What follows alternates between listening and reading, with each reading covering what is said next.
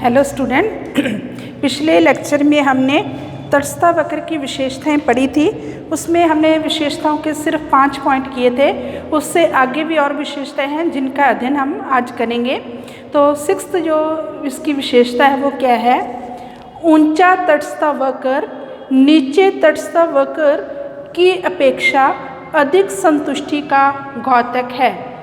जैसे मान लो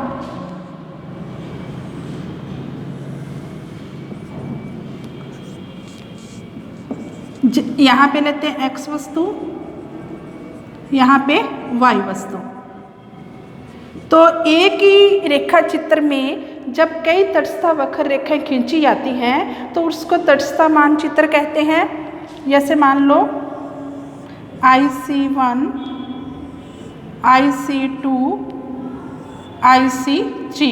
तो जैसे जैसे तटस्थ वक्र मूल बिंदु से दूर हटता जाएगा वो अधिक संतुष्टि का द्योतक है।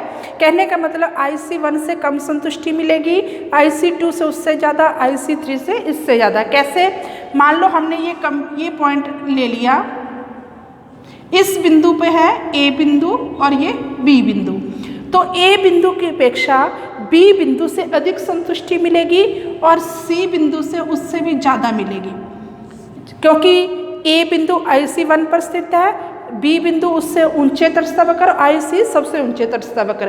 तो C से सबसे ज़्यादा संतुष्टि, B से कम है। कैसे? क्योंकि मान लो यहाँ तो हमने Y1 इतनी और X की इतनी क्वांटिटी है, दूसरे पे क्या है, Y की क्वांटिटी उतनी रही, X की क्वांटिटी बढ़ गई। तो इसका मतलब हमें उतनी ही इनकम से ज़्यादा वस्तुएं मिली तो संतुष्टि ज़्यादा मिलेगी। फिर C बिंदु से Y वस्तु भी उतनी रही लेकिन X की मात्रा हमें बढ़ गई।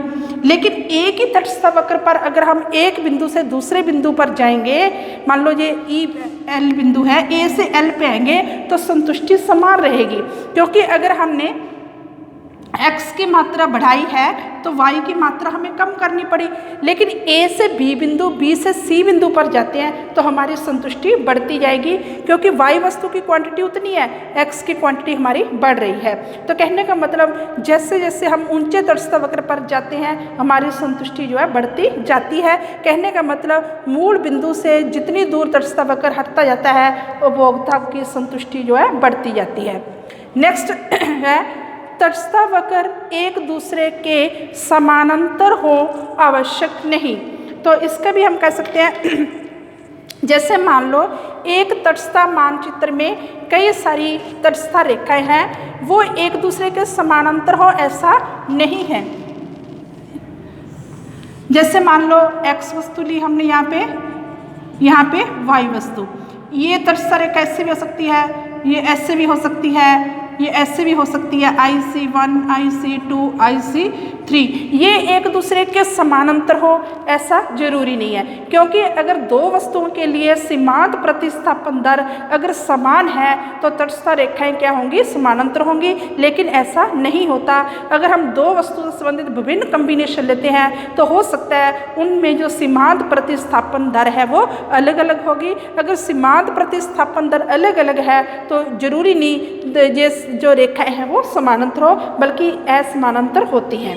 नेक्स्ट पॉइंट है तटस्थ वक्र रेखाएं एक दूसरे को काटती नहीं हैं। मान लो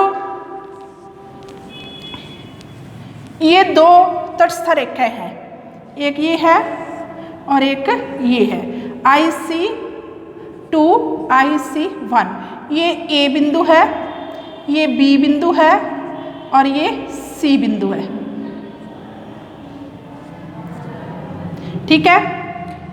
मान लो A बिंदु और B बिंदु, A बराबर B होगा, जितनी A बिंदु से संतुष्टि मिलेगी उतनी ही B बिंदु से मिलेगी, क्योंकि दोनों IC1 पर स्थित है। और ये हम पढ़ चुके हैं कि एक तटस्थ वक्र पर जितने भी बिंदु होते हैं उनसे समान संतुष्टि मिलती है। ये हमने डेफिनेशन में भी पढ़ा था कि तटस्थ वक्र पर स्थित प्रत्येक बिंदु समान संतुष्टि का द्योतक है। तो कहने का मतलब A और B IC1 पर स्थित है तो A बराबर B होगा, जितनी A से संतुष्टि मिलेगी उतनी B से मिलेगी। इसी प्रकार A बराबर C होगा क्योंकि वो IC2 पर स्थित है। अब A बराबर B है, A बराबर C है तो B बराबर C होना चाहिए, लेकिन ऐसा नहीं है। बी नीचे तटस्थ वक्र पर है, सी ऊपर वाले से। बी से कम संतुष्टि मिल रही है, सी से ज़्यादा। लेकिन बी ऐसा क्यों हुआ? क्योंकि ये दोनों तटस्थ वक्र ए बिंदु पर कट कर रहे हैं। अगर ये ए बिंदु पर कट ना करते बल्कि एक दूसरे के समानांतर या असमानांतर होते तो ऊंचे तटस्थ वक्र से अधिक संतुष्टि मिलती। कहने का मगर अगर ये कट करेंगे तो ये वाली जो विशेषता है वो गलत साबित हो जाएगी। कहने का मतलब दो तटस्थ रेखाएं कभी भी एक दूसरे को नहीं काटती। नेक्स्ट है, तटस्थ वक्र कभी किसी अक्ष को छूता नहीं है।